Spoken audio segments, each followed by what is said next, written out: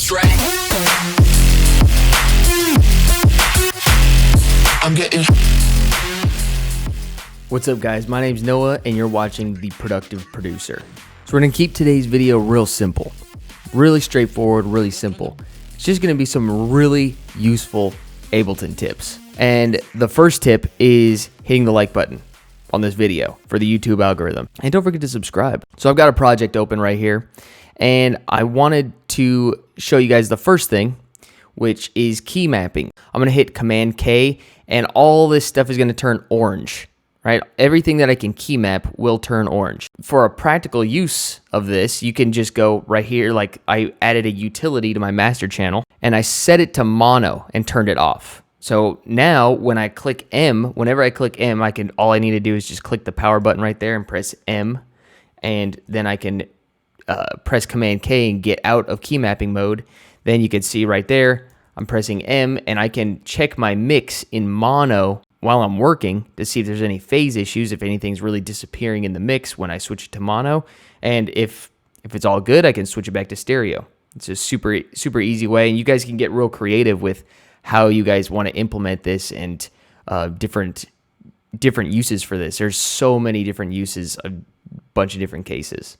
The next one is one that definitely not enough people use, and it's something that it took me a while to use, is the reference channel. So you might be thinking, well, yeah, that's easy. Just create an audio track, title it reference, and it's a reference channel, right? Well, if you're mastering or checking the mix in mono, trying to, sort of balance it against this final finished product, you don't want that running through the master channel, like your master chain, and coloring the sound of the already mastered song, right? So what you got to do is come over here. When you create the channel, it's going to route to master by default, but you don't want that. You want it to go to external out, and this will bypass the master, so you can still hear this, but it's not being processed at all by the master chain. Now here's a really cool one. It's mid-side EQ. I bet you didn't know that there were different EQ modes within Ableton's EQ. Super awesome. So we have the left and right EQ, which is you can EQ frequencies out of the left ear as opposed to the right ear. But we can also go with mid-side, which refers to mono versus stereo. Remember, we were talking about key mapping the utility to mono. On the EQ, we can cut out the mids from a sound, and then we switch it by clicking here, and then we can maybe cut out the sides. It's super useful for when you're working with those deep respaces and you want to make sure that there's no phasing going on in the low end. Just roll that off. And it's a super easy technique that not a lot of people use. So we all know how to save presets in Serum. We can actually do that within each audio effect in Ableton too. And you probably already knew that. You're probably like, well, yeah, duh. You just click that little save icon and it saves the preset. Well, did you know you can also make it a default preset? You can just right click here and go right down to the bottom. It says save as default preset. And next time you load that in, it has the exact same settings, and it'll do that for the rest of time. Now, make sure that when you do that, it's something that is going to be really useful for you. Like if you find yourself reaching for that same preset or having to make the same adjustments every single time on some of your audio effects, like maybe you're always cutting the super sub frequencies out of your sounds, it might be good to just set up an EQ with a high pass filter that filters out those sub frequencies and save that as your default. It will save you a lot of time in the long run. So this tip is really cool. We can cut and paste time within Ableton. So check this out. I'm gonna take the verse here, the verse of this song, and let's say I want to put it right here. So I'm gonna let me grab all of it. And by the way, bonus tip. If you watch my videos about tips, you're gonna get a bonus tip. If you select the very top, if you want to select this whole section, you don't have to go scroll down all the way to the bottom like this and just wait for that thing to scroll all the way down. You could just click up here, click once, hold shift, click down here where the return channels are, and it'll select everything for you. Back to cutting and pasting time. So what we can do here is we'll press Command C, and then let's say I want it right in between this section. Yeah, this section and this section. So I'm going to put it right up here. I'm going to click up there and press I mean, typically I just press Command V, but here I can press Shift Command V and it'll shift everything over the same amount of time that I selected. So check this out. Shift Command V, boom. Pushes everything over, doesn't cut off anything, that doesn't paste over anything. It's exactly the way I made it. So this one's really cool that I admittedly didn't know until way later, is you can actually organize your samples folder and presets and plugins and all of that by when they were added to your presets folder. So check this out. We can right click up here and click date modified, and boom, just like that, we could whichever one was added to the most recent shows up first. It's super awesome, super, super helpful. This tip is for you small screen producers.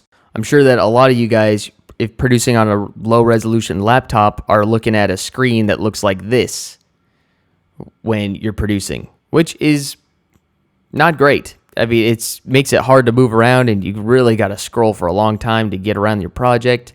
Well, you can adjust that just by coming up here to look and feel. Like I remember when I was working on my old MacBook, it had a way lower resolution than my iMac here. So what I had to do was click the zoom display. You could find this in preferences, just a quick command comma that will bring that up, and you can reduce the percentage here, and you can make things really, really small if you wanted to, but you want to make sure that it works for you. So this is a pretty cool trick. Like I've been using this for a long time, and now you can use it too.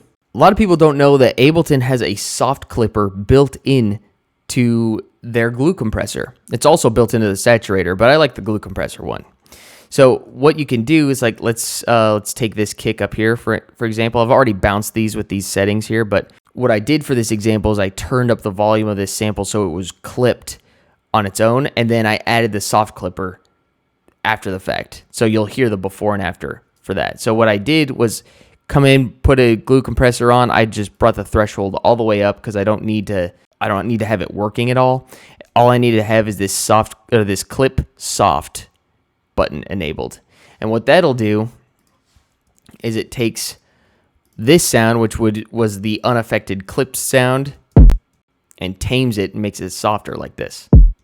Sounds pretty good.